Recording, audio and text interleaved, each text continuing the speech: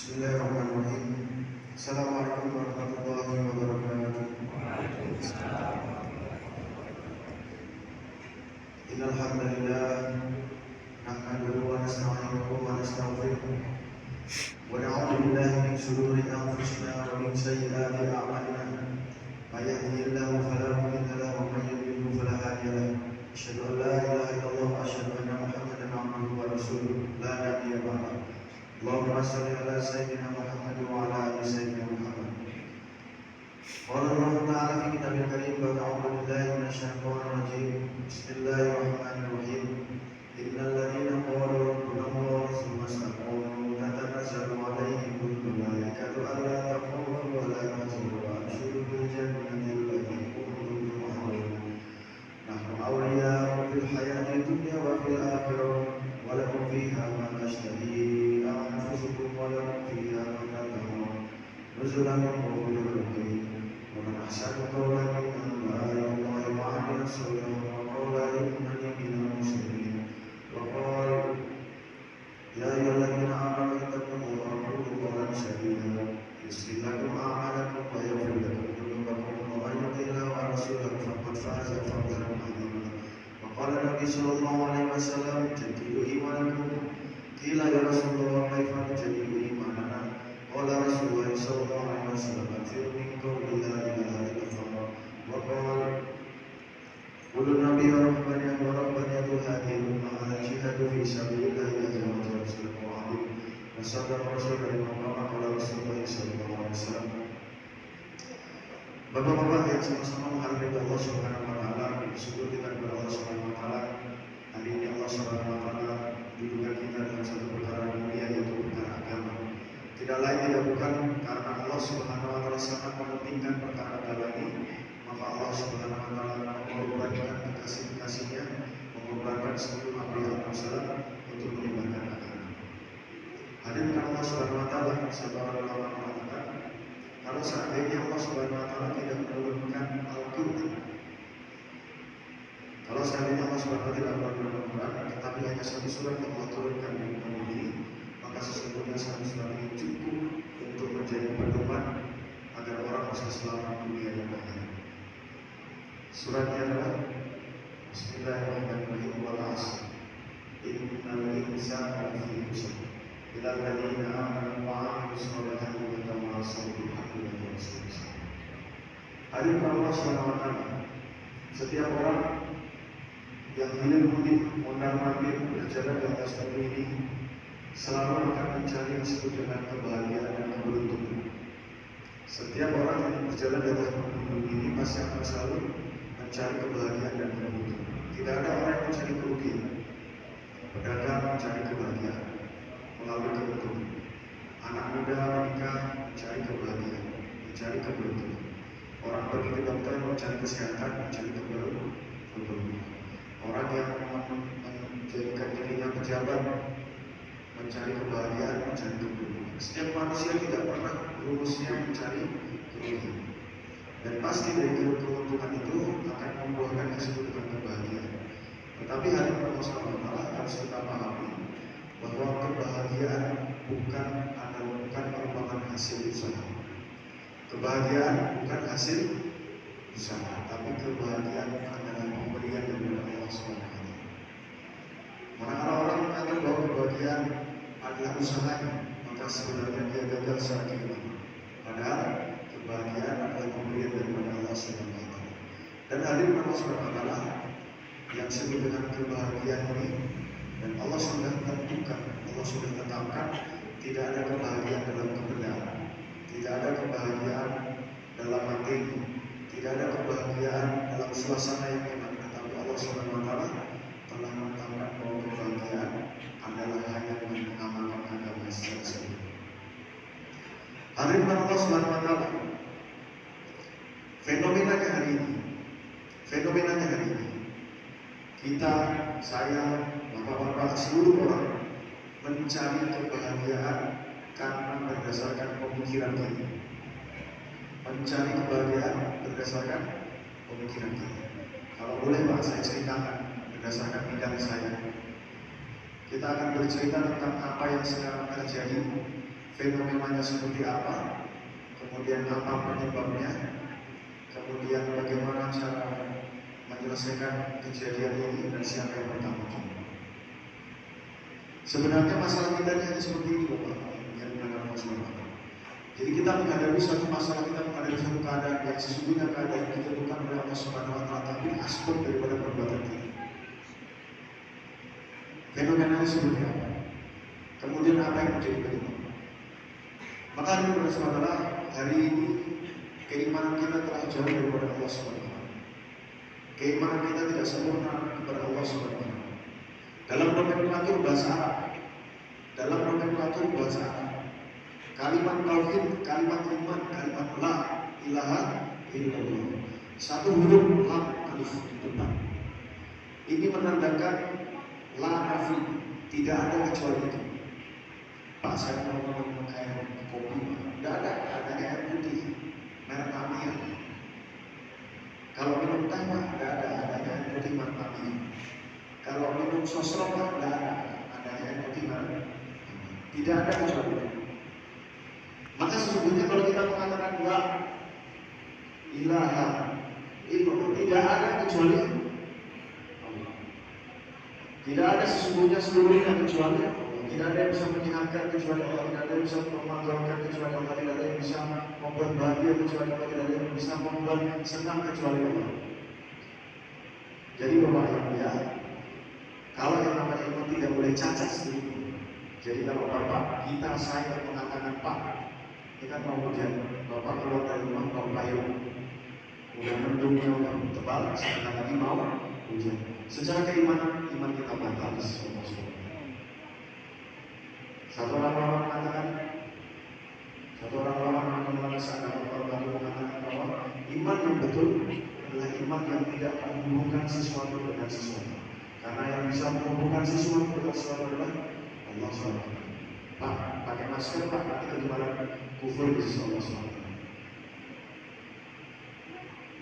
Pak, kandung Pak, bawa rantau sudah kufur di sisi Allah SWT. Secara keimanan, tuh kan, gak hati-hati Pak, jatuh, seolah-olah penyebab jatuh karena tidak kufur di sisi Allah SWT. Pak, minumnya obat ini Pak, kalau nggak pakai obat ini tidak sembuh. Pak, dokter ini kalau tidak dapat dokter ini nggak sembuh. Kufur di sisi Allah SWT. Inilah yang menjadi iman kita di orang lain contoh jadi. Karena Bapak yang bersalah, iman menjadi sangat penting karena korelasinya adalah kepada amal soleh. Sebagaimana yang tadi disebutkan ilal ladzina amanu wa amilus soleh, iman sangat berkorelasi dengan amal soleh. Iman berkorelasi langsung dengan amal soleh. Ketika iman rusak maka amal soleh akan menjadi rusak. Ketika iman bagus amal soleh akan menjadi bagus. Ketika iman kuat maka amal soleh akan menjadi kuat. Maka lahirkan Allah Subhanahu wa Ta'ala. Kalau iman kita dicopang-camping, maka bisa dipastikan sholat kita pasti tidak copang-camping. Amal terbaik, amal terberat, amal terbesar setelah iman adalah sholat. Hari Allah Subhanahu wa Ta'ala, karena iman kita copang-camping, berbeda dengan iman para sahabat. Iman yang dimiliki oleh sahabat yang dididik selama 23 tahun dengan kualitas guru terbaik sepanjang masa, yaitu baginda Rasulullah SAW, dengan kualitas murid terbaik yaitu para sahabat Rasulullah. Yang kalau mendengarkan ceramah dan ngantuk, kalau sahabat mendengarkan ceramah dan ngantuk. Kalau kita mendengarkan ceramah lama-lama sikin itu pisau, jadi akhirnya lehernya terpotong dengan seperti lehernya terpotong dengan pisau. Sikinah, bukan sakinah. Sikin pisau. Jadi kualitas murid terbaik adalah sahabat Rasulullah. Itu memerlukan dia memasukkan kalimat iman la ilaha illallah dari mulut ke dalam hati selama 23 tahun. Pantas saja iman para sahabat. Maka sholatnya sahabat bisa mendatangkan pertolongan Allah SWT. Tipis-tipis Pak dengan kita. Kalau sahabat dengan sholat masalah selesai, kalau kita dalam sholat masalah selesai. Dengan sholat masalah selesai itu sahabat. Kalau kita dalam sholat masalah selesai, dompetnya hilang, sholat aku. Rokaat pertama timbullah pemikiran gimana tadi dompet? Dompet saya ditaruh di atas kulkas. Oh, seperti itu di bawah bantal. Rukuk belum ketemu Allah. Di bawah bantal ada isinya 50.000, jangan-jangan diambil sama istri saya. Belum ketemu rokaat pertama. Akhirnya rokaat kedua mencari-cari lagi dompet di dalam sholat. Sampai akhirnya rokaat kedua selesai, belum ketemu juga, dilanjutkan rokaat ketiga. Setelah rokaat ketiga, duduk di antara dua sujud, hampir sujud terakhir, baru ketemu. Oh iya, tadi saya taruh di bagasi motor. Begitu salam, alhamdulillah, dompet saya ketemu. Dalam sholat, masalah selesai. Kalau sahabat, muridnya Nabi dengan sholat, maka masalah selesai. Itu berbeda. Apa yang menjadi penyebab selesainya masalah? Penyebab tidak selesainya masalah adalah ini. Masalahnya di sini. Tadi secara asal saya dengarkan bercerita tentang Tamim Ad-Dari. Tamim Ad-Dari pergi ke gunung dengan mengucapkan la ilaha illallah, yang telah keluar dari mulut gunung, kembali lagi ke dalam mulut gunung. Mundur dia seperti seekor bayi atau kawanan domba yang dikirim oleh pemiliknya masuk ke dalam lubangnya, dan tidak ada gunung yang meletus di kota Madinah.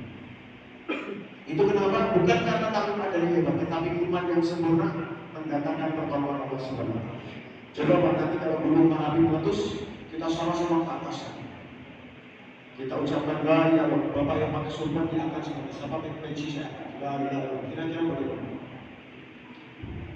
Coba ya, kita nanti kalau belum meletus, kita sama-sama lari ke atas dan kita katakan la ilaha illallah sebagaimana Tamim Ad-Dari ini. Kira-kira itulah tambah turun apa kembali ke surga keluarnya. Tapi kalau kita sama-sama naik, Pak, saya yang paling dulu. Hadir kalau sholat apa penting iman di sana. Maka ulama kita mengatakan, kalau seandainya iman amal soleh, kemudian watawasau, kemudian dengan sabar dikerjakan, maka perkara ini sebenarnya cukup untuk diri, untuk selamat dunia dan akhirat. Tapi hari ini hari ini iman kita cuma campur. Hari ini iman kita porak-poranda. Kita lebih membicarakan masalah asbab, kita lebih membicarakan masalah sebab daripada kita membicarakan Allah SWT. Dua orang sakit kepala, satu orang ketika kita sakit kita langsung ikut obat, namanya apa? Parapet. Kita datang ke toko dengan harapan kita beli parapet, kita minum parapet dengan harapan sembuh. Sepertinya betul itu. Tapi satu orang ketika sakit pusing, dia datang ke masjid, dia sholat 2 rakaat. Kemudian dia mengatakan kepada Allah dengan mengatakan, ya Allah, sakit ini milik Allah, sembuh ini milik Allah. Aku tidak belajar kepada obat, aku tidak belajar kepada dokter, tapi aku belajar kepada Allah. Karena Kau yang hanya bisa menyembuhkan sakit ini. Dengan minum obat aku bisa sembuh, dengan minum obat aku juga tidak bisa sembuh. Atas izin Kau ya Allah, aku bisa sembuh. La ilaha illallah. 2 rakaat sholat, doa selesai, dia pergi ke Abu beli parapet. 2 orang tadi bertemu dengan kondisi secara lahiriah meminum obat parapet.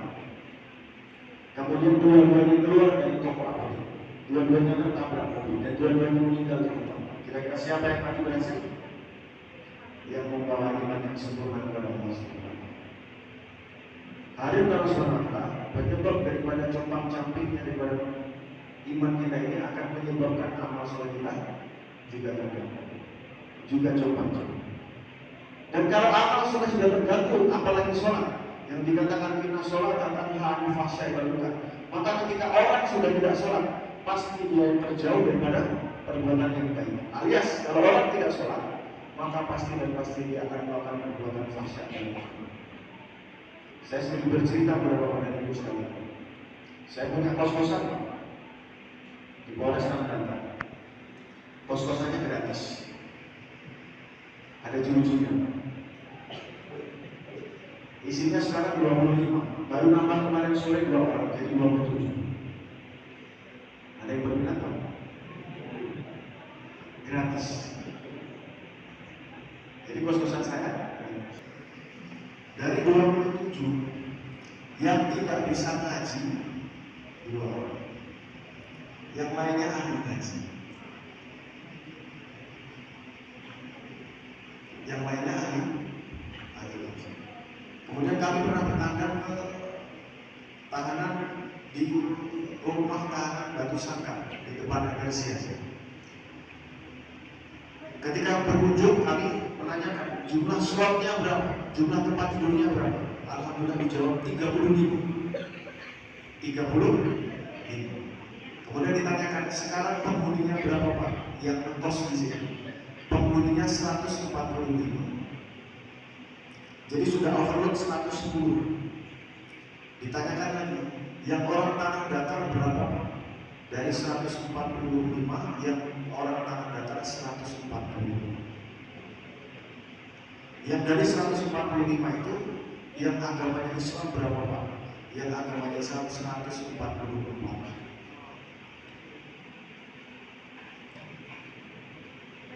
Apa yang menjadi penyebab fenomena seperti ini Bapak Ibu yang kami hormati?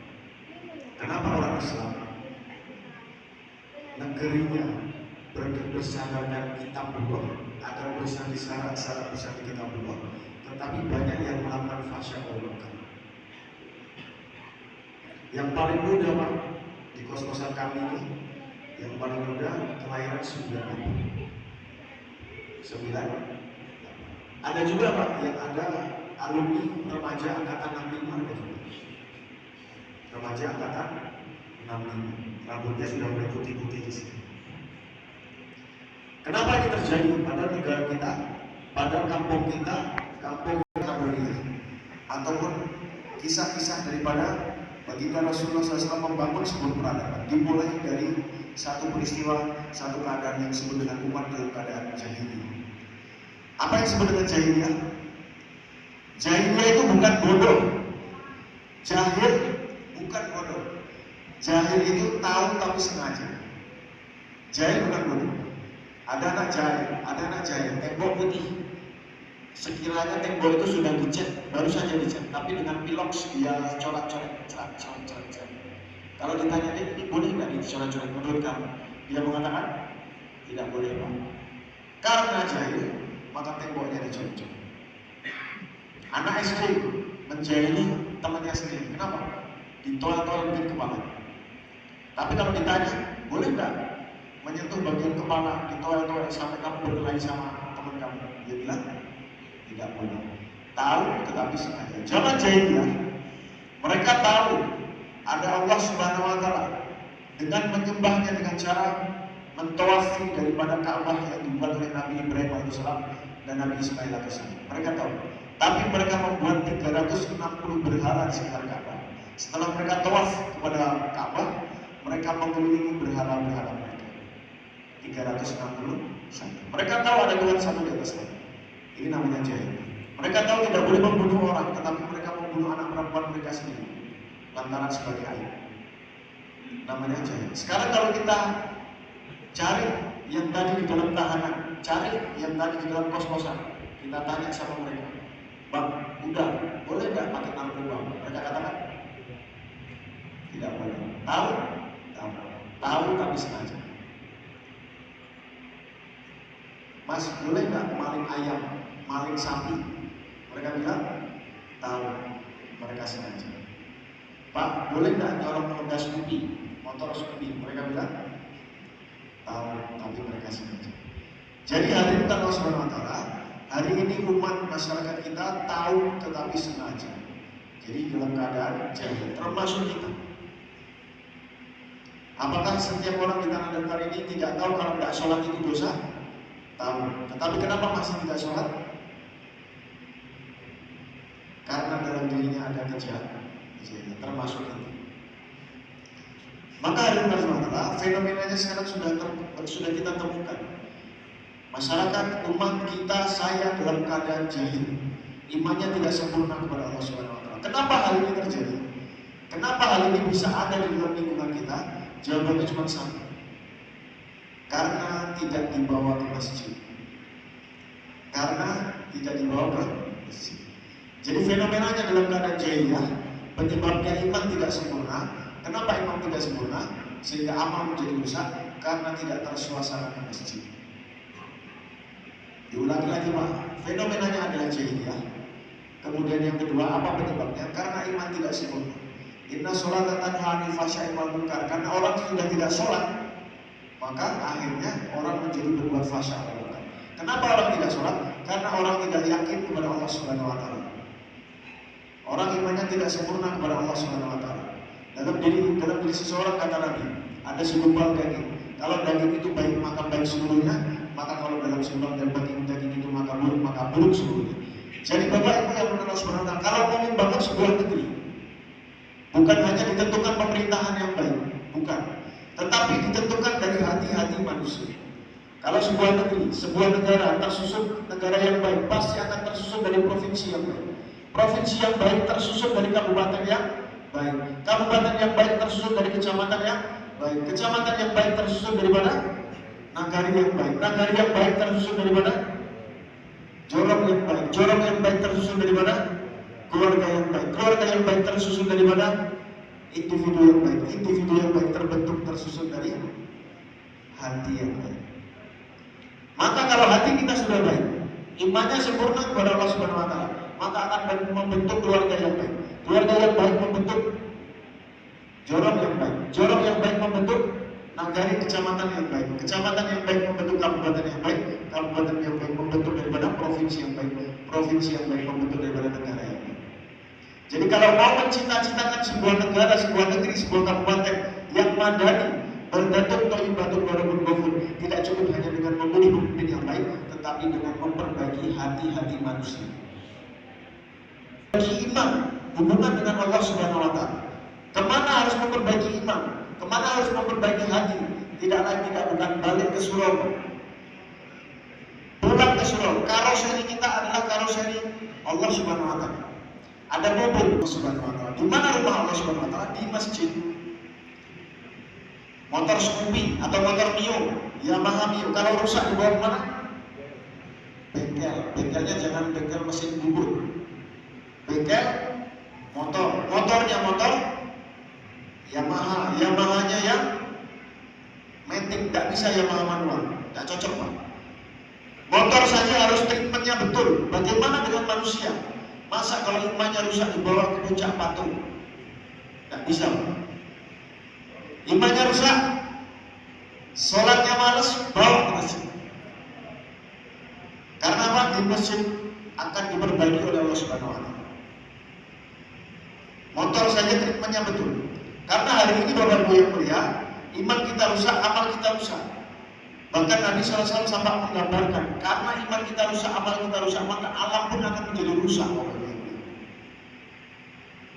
Tadi juga disebutkan walau an ahlul qura amanu wa taqaw fatahna alaihim barakatin minas samai wal ardh. Syaratnya iman dan takwa. Hari ini sebenarnya hari ini Nabi SAW sabdakan masjid adalah jantungnya kamu. Karena setiap orang tidak mau kembali ke masjid. Itu ibarat kata, kalau kita bisa gambarkan, masjid ini adalah jantungnya kamu. Apa peredaran darahnya? Peredaran darahnya adalah jalan-jalan dari bapak ibu dari rumah ke masjid. Apa darahnya? Darahnya masjid adalah jamaah. Rata-rata bapak ibu yang kuliah, alhamdulillah kami sudah berkunjung bersama dengan Pak Buya Afrizul Kabakesra, sudah kami laporkan 70 masjid yang tadi pagi sampai 71 masjid sudah kita datangi, dan rata-rata di luar masjid tertuliskan masjid hanya untuk umur 45 tahun ke atas. Padahal orang Minang mengatakan tidak ada anak kecuali dia ada di surau, tidak memiliki kamar dia di dalam rumah. Setelah akhir balik, maka mereka harusnya ada di surau, tapi tidak ditemukan mereka. Mereka ditemukan di warung-warung, mereka ditemukan di pasar-pasar, mereka ditemukan di tempat-tempat hiburan. Sehingga akhirnya Bapak Ibu yang mulia, tidak ada darah segar yang masuk ke dalam masjid. Sehingga kalau bisa kita analogikan, ketika jantung kita kosong dari darah segar, apa yang terjadi? Maka jantungnya menjadi stroke, tersumbat jalannya, tidak ada darah segar yang masuk ke dalam jantung, maka lambungnya menjadi jantungnya menjadi stroke. Kalau jantung stroke, maka orang pun akan menjadi sakit. Sebagaimana jantung, maka kalau masjidnya kosong, maka kampung dalam keadaan stroke. Tidak ada jemaahnya. Jemaahnya adalah jemaah-jemaah yang tua, tidak ada yang muda, maka jantung daripada kampung dalam keadaan stroke. Apa yang diakibatkan ketika kampung kita stroke? Maka jangan diherankan. Walau ana ahal qulu amanu wa ta'ala fatahna alaihim barakatin minas samai. Kalau kampungnya saja stroke, maka yang dari atas jadi bencana, yang dari bawah jadi bencana. Yang dari atas hujan menjadi garudu, yang dari atas hujan menjadi banjir, yang dari bawah gempa bumi, angin puting beliung, tanah longsor, kecelakaan di mana-mana, kebakaran hutan di mana-mana. Kemudian yang dari bawah harga-harga naik, kelangkaan BBM, anak berani kepada orang tua dibunuh sama anaknya sendiri, anak menikahi anak kandungnya sendiri, mohon maaf, narkoba, LGBT, geng motor, tawuran dan lain sebagainya. Dan ujung-ujungnya berurusan dengan polisi. Kalau tidak ada iman dan takwa, kalau disebabkan oleh satu masjid yang stroke, masjid sebagai kampung, masjid sebagai jantungnya kampung, tidak ada darahnya, maka menghasilkan kampung yang stroke. Sebaliknya, kalau iman dan takwa ada di dalam satu kampung, iman dan takwa ada dalam satu negeri, iman dan takwa ada dalam penduduk daripada satu masjid, terhitung sempurna 100% laki-laki baliknya masuk dalam masjid, maka cita-citanya akan tercapai. Baldatun thayyibatun wa rabbun ghafur. Yang dari atas jadi berkah, yang dari bawah jadi berkah. Yang dari atas hujannya menyuburkan. Ketika tumbuhan subur dipanen dengan baik, harga-harga tidak melambung tinggi, BBM tidak langka. Yang dari bawah anak-anak menjadi hafiz-hafizah, alim-alimah. Yang dari bawah istri taat kepada suami, suami sayang kepada istri. Tidak ada kenakalan remaja, normal semuanya kehidupan kita sebagaimana kehidupan baginda Rasulullah di kota Madinah.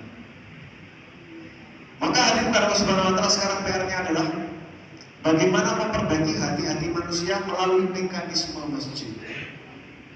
Melalui mekanisme masjid. Harus kita cek masing-masing bapak-bapak yang punya masjid di wilayah masing-masing. Berapa jumlah laki-laki balik yang harusnya masuk ke dalam masjid kita. Cek betul Pak. Jangan sampai tertinggal satu orang yang tidak masuk ke dalam masjid. Karena setiap laki-laki fitrahnya orang Minang masuk dalam masjid. Anak dipangku, kemenangan dibimbing. Orang kampung ditanggal dipantengkan. Anak disayang dibawa ke rumah. Kemenangan disayang dibawa ke surga. Maksudnya apa? Maksudnya ketika mereka masih kecil disayang oleh orang tuanya, mereka boleh di rumah. Tapi satu orang ulama mengatakan boleh membawa anak kecil dengan batas minimal 4 tahun. Ulama saat mengatakan anak kecil boleh dibawa ke masjid untuk mensuasanakan daripada masjid 4 tahun, tetapi dengan adab-adab tentunya, menjaga kebersihan, menjaga najis dan sebagainya. Lebih baik mereka ramai di masjid daripada sepi-sepi tetapi di kafe. Lebih baik mereka nakal tapi terlihat di masjid, tetapi daripada mereka diam-diam tetapi akhirnya berujung pada penjara. Maka Bapak Ibu yang Allah Subhanahu wa taala bawa mereka ke masjid. Karena surau menurut orang Minangkabau, menurut orang Minang memiliki 3 fungsi. Yang pertama adalah fungsi membuat mereka belajar tentang agama. Apa agama? Tauhid. Yang kedua fikih. Yang ketiga Quran. Tauhid, fikih, Quran. Yang kedua belajar adat.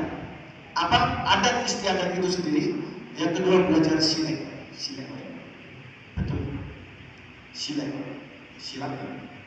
Yang ketiga adab. Apa itu adab? Norma sosial.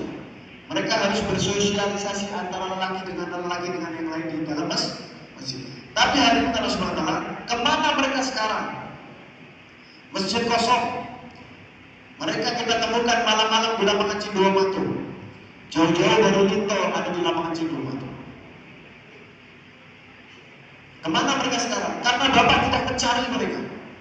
Karena ibu tidak juga mencari mereka. Maka Bapak Ibu yang benar Allah Subhanahu wa taala, untuk mengembalikan mereka ke masjid, salah satu cara, bukan satu-satunya cara adalah menjemput mereka, mencari mereka, absen mereka, masukkan mereka 100% ke dalam masjid. Termasuk juga anak laki-laki yang berumur 65 tahun. Termasuk keponakan kita yang berumur 65 tahun juga, Pak. Hari ini mereka juga sudah mulai hilang. Kalau bahasa Jakarta ini tua-tua keladi, semakin tua semakin menjadi. Harus kita cari. Maka rumusnya adalah kembalikan mereka ke masjid. Kembalikan mereka ke masjid. Maka rumah ibu bapak yang dimakan Allah Subhanahu wa Ta'ala, ketika bapak nanti punya masjid masing-masing, dihitung. Saya sering berbicara masalah politik, tapi untuk menyadarkan kita. Mohon maaf, Pak. Orang KPU, orang Bawaslu tidak pernah membiarkan satu orang lepas daripada DPD. Betul? Orang KPU, orang Bawaslu tidak pernah zamannya pemilu melepaskan satu orang lolos dari DPD. Betul, Pak ya? Orang partai, coklat, biru, kuning, merah, hijau, pink, oranye, tidak boleh meloloskan satu orang yang tidak nyoblos. Betul? Berapa pasarannya di tanah negara? Berapa pasarannya? Kalau tidak boleh lolos, akhirnya dikasih serangan saja.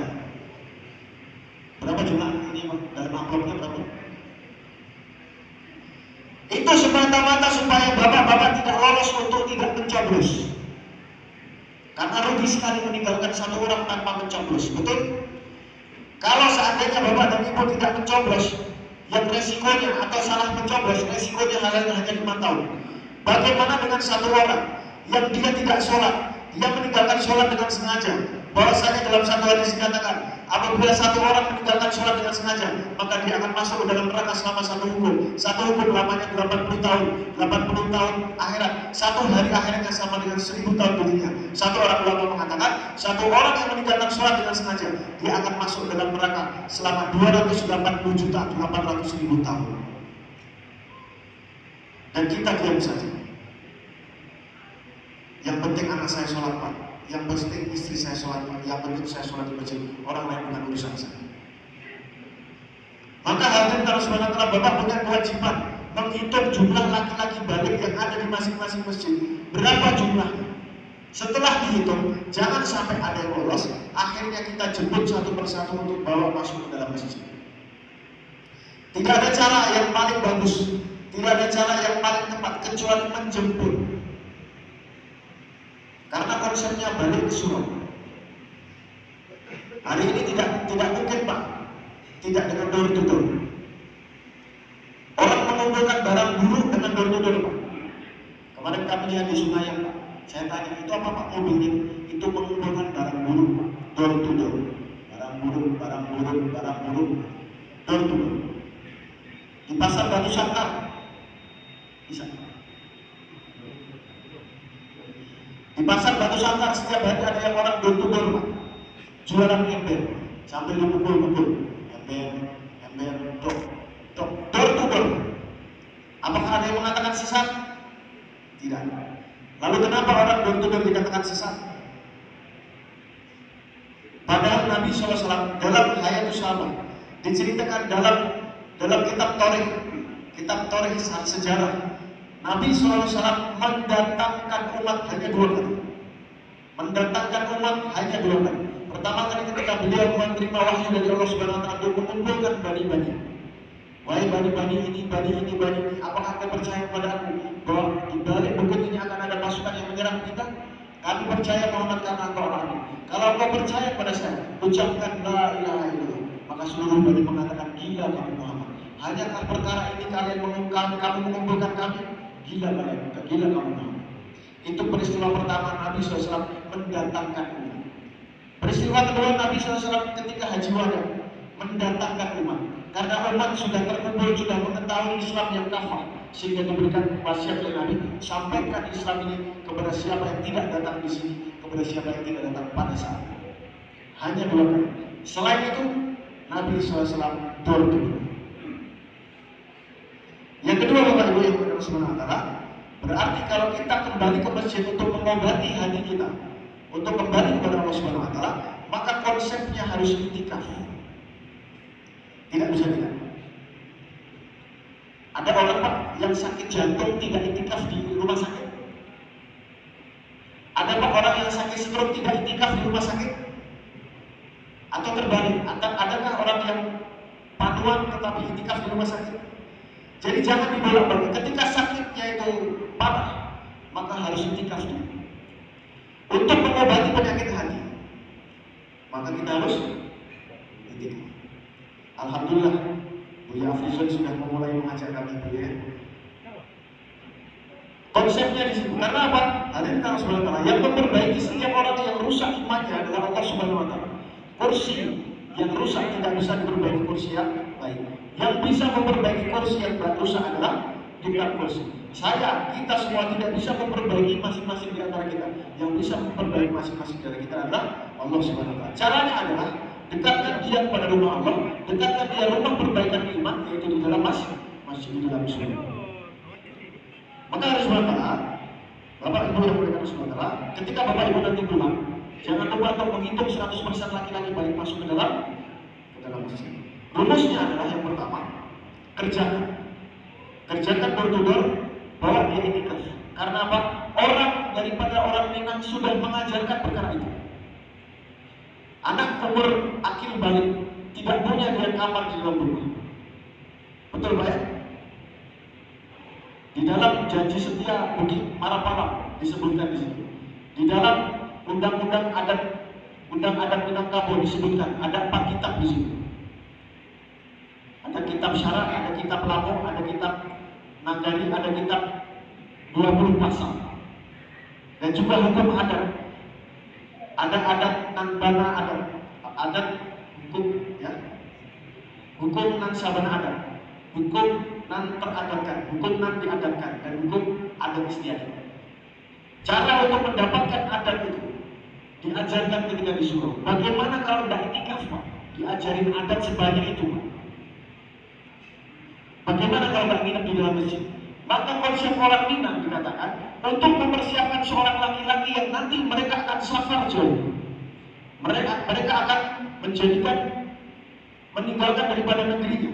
Mereka dipersiapkan dengan silat, mereka dipersiapkan dengan adat, mereka dipersiapkan dengan agama, bagikan aur dengan tebing, adat dengan agama, bagikan aur dengan tebing. Diajarkan kepada anak-anak mereka yang sudah akhir balik, mereka nanti akan bersafar meninggalkan daripada tanah Minang. Bagaimana kalau mereka meninggalkan daripada masjid atau surau mereka? Tidak bisa. Maka harus Allah menjemput door-to-door, dan kemudian itikaf adalah adab orang Minang. Jadi kalau ada Pak yang mengatakan, oh itu namanya bid'ah, yang bid'ah yang berteriak. Karena apa? Itu adalah resep orang Minang untuk mengembalikan setiap orang ke surau, dengan mengajarkan adat, dengan mengajarkan adab, dengan mengajarkan agama, untuk mempersiapkan seorang laki-laki meninggalkan daripada tanah Minang. Maka yang pertama adalah untuk membuat mereka kembali ke masjid. Yang pertama, kerjakan door-to-door. Jangan tidak dikerjakan. Zaman Nabi Muhammad SAW, di zaman jahiliyah, di tengah-tengah kerusakan umat, ada satu orang yang mulia, yaitu Nabi SAW. Tapi Nabi belum mengerjakan door-to-door, maka umat belum berubah. Bukan sekedar buya, bukan sekedar ustaz, bukan sekedar alim, bukan sekedar hafiz, tetapi Nabi belum mengerjakan door-to-door. Nabi hanya bisa menangis melihat kaumnya di atas gunung bukit. Maka melihat daripada kerusakan umat, Nabi hanya bisa menangis, tidak bisa merubah umat. Tapi hadirin Allah Subhanahu wa taala, ketika telah mendapatkan wahyu, mendapatkan ayat Iqra bismi rabbikal ladzi khalaq, mendapatkan ayat ya ayyuhal mudzaththir qum fa'anzir wa rabbaka faqabir, maka Nabi SAW mulai turun. Nabi mulai mengajak orang kembali ke dalam surau, kembali ke dalam masjid. Maka umat mulai berubah. Abu Bakar masuk Islam, Sayyidina Abu Ubaidah masuk Islam, Abdurrahman bin Auf masuk Islam, dan lain sebagainya. Jadi kalau kita tidak mengerjakan door-to-door, maka pasti umat tidak akan berubah. Meskipun di tanah datar seluruhnya hafiz Quran. Karena hukumnya tadi di paling depan, watawasau harus ada. Itu perintah Allah Subhanahu wa taala. Dan tadi dikatakan perintah-perintah itu disambungkan dengan huruf waw. Illal ladzina amanu wa tawassau. Illal ladzina amanu wa amilus sholihat wa tawassau. Watawasau bil haq, watawasau bis sabr. Pakai huruf waw. Jadi waw itu tidak bisa kalau tidak seluruhnya dikerjakan.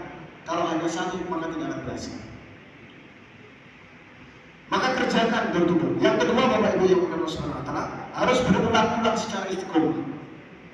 Secara istiqomah. Supaya apa? Supaya agama ini masuk dalam hati. Gambarannya saya selalu akan ceritakan masalah iklan daripada produk Aqua. Saya selalu ceritakan iklan produk Aqua. Produk Aqua ini semuanya orang tahu, Bapak. Rata-rata semua orang tahu, laki-laki Bali semuanya tahu ada produk Aqua. Berapa persen yang tidak tahu produk Aqua? 0, mendekati 0%. Tetapi kenapa masih ada iklan? Kenapa masih ada iklan? Memberitahukan sesuatu yang Bapak sudah tahu. Padahal itu membosankan. Pak, kalau lapar makan Pak ya. Pak, kalau lapar makan ya. Zuhur datang lagi. Asar datang lagi Pak, kalau lapar makan ya. Maghrib datang lagi Pak, kalau lapar makan ya. Isya datang lagi Pak, kalau lapar makan ya. Besok lagi datang lagi Pak, kalau lapar makan ya. Zuhur datang lagi Pak, kalau lapar makan. Bosan saya lihat lapar. Saya sudah tahu kalau lapar makan. Tetapi kenapa untuk iklan Aqua tidak? Karena orang iklan Aqua mengatakan, saya ulang-ulang itu iklan Aqua karena saya mau Aqua tidak di sini, tetapi Aqua di dalam hati. Ada buktinya? Ada. Anak-anak kecil suruh beli air, maka dia akan bilang, oh beli Aqua. Karena kalau Aqua sudah ada di dalam hati, maka akhirnya pabrik saya tambah besar, karyawan saya tambah banyak, PT saya tambah banyak. Tetapi kalau tidak saya iklankan, maka yang dari sini tercabut, yang dari sini tercabut, sehingga akhirnya orang tidak lagi kenal dengan Aqua. Bapak Ibu yang sudah sepuh, dulu ada namanya sabun batangan merek B29, betul? Berapa banyak Pak? Semuanya sudah tahu. Tapi kenapa semuanya sudah tahu masih tetap tidak sholat? Karena yang dari sini sholat tercabut, lantaran tidak ada iklan untuk sholat. Karena Bapak tidak mengiklankan sholat, Bapak hanya memikirkan diri sendiri. Akhirnya orang tidak mau dengan sholat. Maka hari ini adalah rumus yang kedua adalah kerjakan secara istiqomah. Kenapa jangan berpikir hasil? Karena Allah Subhanahu wa taala telah menegur baginda Rasulullah SAW. Innaka la tahdi man ahbabta walakinnallaha yahdi man yasha. Wahai Muhammad, kamu sendiri tidak akan bisa memberikan hidayah kepada Abu Thalib, tetapi aku yang bisa memberikan hidayah kepada orang yang aku kehendaki. Maka hari ini Allah Subhanahu wa taala kerja door-to-door mendatangkan orang ke masjid harus dikerjakan. Yang kedua istiqomah, yang ketiga jangan berpikir hasil. Dan kerja untuk mendatangkan orang ke masjid ini telah dimulai oleh baginda Rasulullah SAW. Setiap rombongan yang diutus untuk berdakwah, maka Nabi SAW pasti mengutus para sahabat. Rombongan yang pertama dikirim ke Habasyah, terdiri dari 12 laki-laki dan 4 perempuan. Rombongan yang kedua terdiri dari 80 sekian dan 12 sekian daripada sahabat. Pasti selalu akan diawali dengan 3 hari. Satu orang sahabat dengan satu keledai membawa satu surat daripada Rasulullah SAW datang ke Romawi dan Persia, menunggu keputusan Romawi dan Persia. Rajanya mengatakan tunggu 3 hari. Mereka akan pulang. Ketika mereka membawa kabar baik, maka mereka biasanya membawa orang-orang yang mau masuk Islam kembali kepada Rasulullah SAW di kota Madinah. Sehingga ketika satu rombongan datang kepada Rasulullah SAW dan mengatakan, ya Rasulullah, kami telah berperang ya Rasulullah, dan kami telah memenangkan pertempuran ini. Maka ya Rasulullah, kami bukan hanya membawa diri kami dan harta rampasan ya Rasulullah, tapi kami membawa laki-laki dan perempuan beserta anak-anak yang akan masuk ke dalam Islam. Bagaimana ya Rasulullah? Maka akhirnya laki-lakinya ditaruh di mana? Laki-lakinya ditaruh di masjid Nabawi. Perempuannya ditaruh di mana? Perempuannya ditaruh di rumah-rumah sahabat. Mereka akan diajari oleh Nabi selama sekian pekan, selama sekian hari, selama sekian tahun belajar agama. Jadi konsep daripada door-to-door, konsep daripada iktikaf telah ada di zaman Rasulullah SAW dan sekarang harusnya ada di ranah Minang.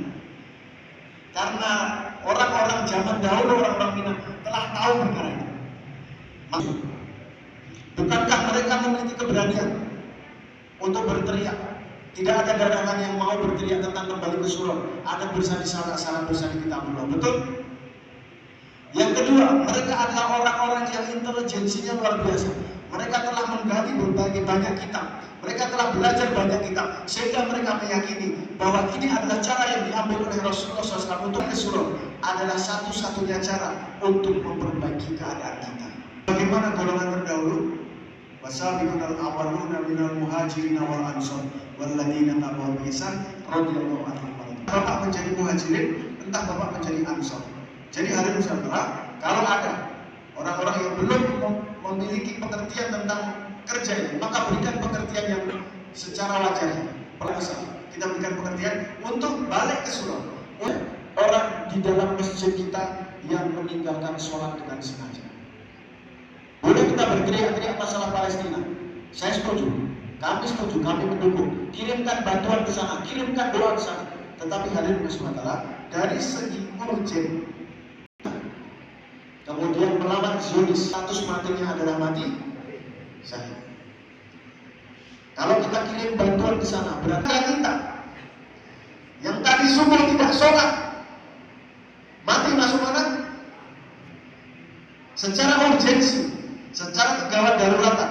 Kalau ada 2 orang jatuh di tengah jalan, satunya luka lecet, satunya patah tulang, mana yang perlu kita tolong duluan? Yang patah tulang. Itu berbicara masalah urgensi. Jadi hitung masjid kita, hitung 100 laki-laki balik, nanti kita akan bermusyawarah sehingga akhirnya bayangkan kalau 336 masjid, sekian ratus masjid, sekian ratus musola dan surau, seluruhnya 100% laki-laki balik masuk ke dalam masjid, apa yang terjadi dengan tanah datar? Baldatun thayyibatun wa rabbun. Semua orang ragu, karena apa? Tidak lain tidak bukan Rasulullah SAW selalu mengajarkan kami kita untuk kerja secara bersama-sama, secara istimewa dan secara umumnya, bukan kerja semua kelompok. Pahamkan kepada mereka-mereka yang belum paham tentang kerja itu dengan perlahan-lahan. Doakan mereka malam hari sekiranya mereka menjadi orang-orang yang paham. Dan ingat, selalu berprasangka baik. Bisa jadi orang yang belum tergabung dengan usaha 100% laki-laki balik ini. Siapa tahu mereka lebih pintar, lebih ahli, dan lebih kerjanya lebih keras daripada kita semua. Sampaikan, kita menunggu Isya.